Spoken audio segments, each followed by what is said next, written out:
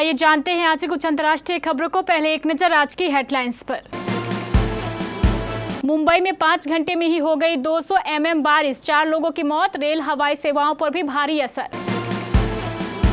Bengaluru murder case, मर गया महालक्ष्मी को काटकर फ्रिज में रखने वाला कातिल, पेड़ से लटका मिला शव। एमपी के शाजापुर में भारी बवाल, 2 गुटों के बीच पत्थरबाजी और फायरिंग।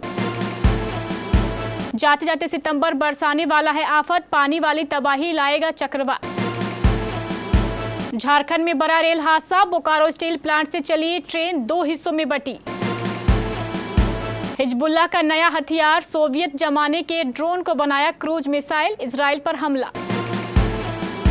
रूस ने दी परमाणु बम के इस्तेमाल की धमकी, पश्चिमी देशों की बढ़ी टेंशन। निफ्टी सेंसेक्स नए शिखर पर। सुपरस्टार जिसे देख छत से कूद जाती थी लड़कियां, वहीदा रहमान संग हिट थी जोड़ी। और कानपुर में विराट कोहली तोड़ सकते हैं कई रिकॉर्ड। मुंबई और आसपास के इलाकों में बुधवार शाम 5 बजे से शुरू हुई मूसलाधार बारिश ने पूरे शहर को हिलाकर रख दिया है।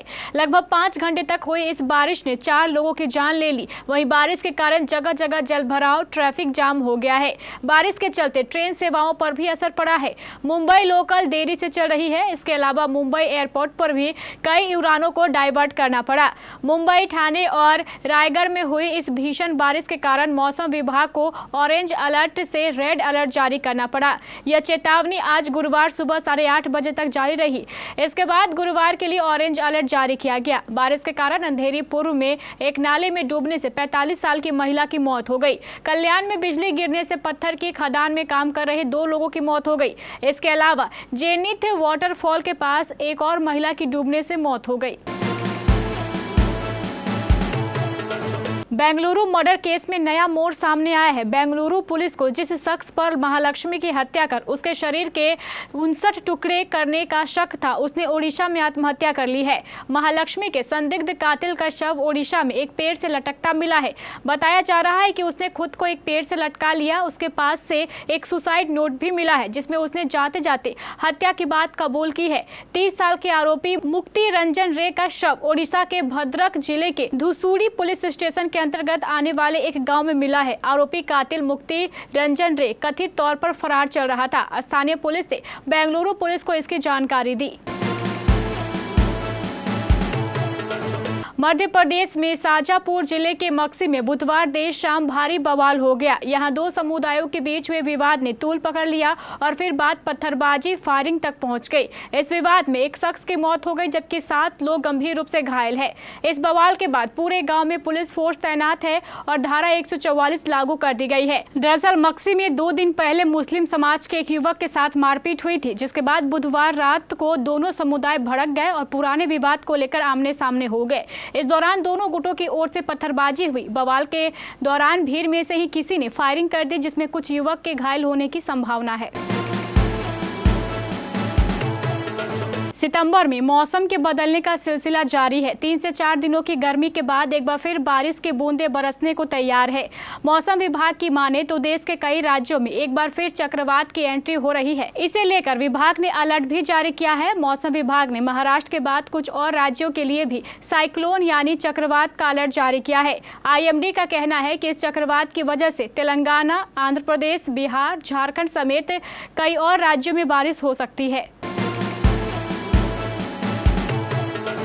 झारखंड के बोकारो जिले में बड़ा रेल हादसा हुआ है। मिली जानकारी के अनुसार बोकारो स्टील प्लांट से कोयल लेकर जा रही मालगाड़ी तुपकाडीह रेलवे स्टेशन के पास बुधवार की देर रात डीरेल हो गई। मालगाड़ी के डीरेल होने के कारण इस रूट पर अप और डाउन लाइन में आवाजाही पूरी तरीके से ठप हो गई है।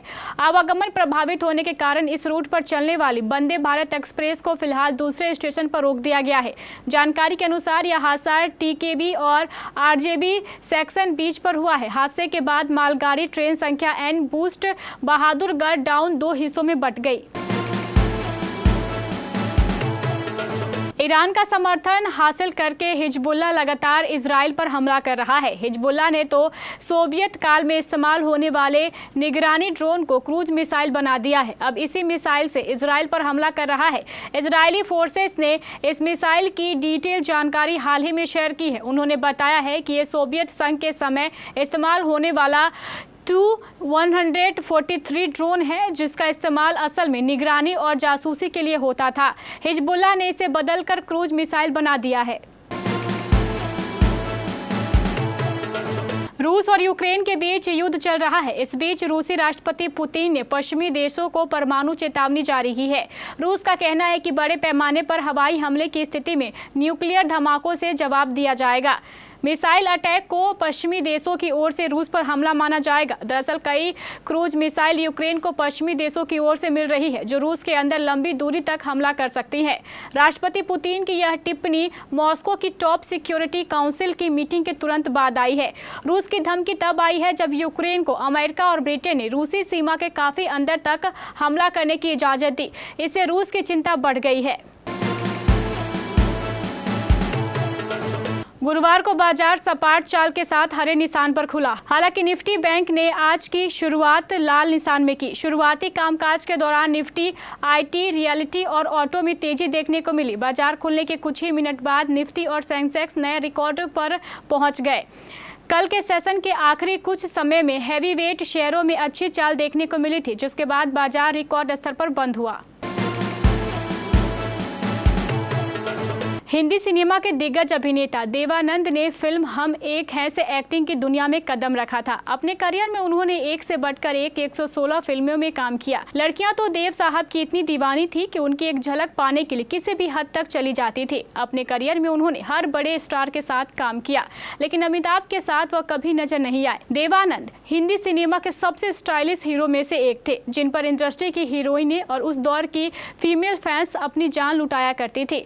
6 दशक तक हिंदी सिनेमा में अपना जलवा बिखेरने वाले देव आनंद ने अपने करियर की शुरुआत से अंत तक कभी पीछे मुड़कर नहीं देखा। वह तो इतने जिंदा दिल थे कि मौत को भी गले लगाने की बात करते थे। अपने एक्टिंग करियर में उन्होंने कई हिट और सुपरहिट फिल्मों में काम किया है। भारतीय टीम इस समय अपने घर में बांग्लादेश के खिलाफ 2 मैचों की टेस्ट सीरीज खेल रही है, जिसके पहले मैच में 280 रनों से जीत दर्ज की। अब भारत बांग्लादेश के बीच दूसरा और सीरीज का आखिरी टेस्ट मैच 27 सितंबर से कानपुर के ग्रीन पार्क स्टेडियम में खेला जाएगा। दूसरा टेस्ट जीतते ही भारतीय टीम सीरीज में बांग्लादेश को क्लीन स्वीप करेगी। इसी को लेकर अब भारतीय प्लेयर कानपुर भी पहुंच गए हैं। सोशल मीडिया पर भारतीय टीम के कानपुर पहुंचने के फोटो वायरल हो रहे हैं। इसमें कप्तान रोहित शर्मा और विराट कोहली समेत बाकी प्लेयर टशन में दिखे। कानपुर टेस्ट में फैंस विराट कोहली से काफी उम्मीदें रखेंगे। हालांकि उनका बल्ला सीरीज के पहले टेस्ट में नहीं चल सका था। कोहली ने चेन्नई टेस्ट की पहली पारी में 6 और दूसरी पारी में 17 रन बनाए थे, मगर कानपुर में कोहली का बल्ला चला तो वो एक साथ कई रिकॉर्ड ध्वस्त कर सकते हैं।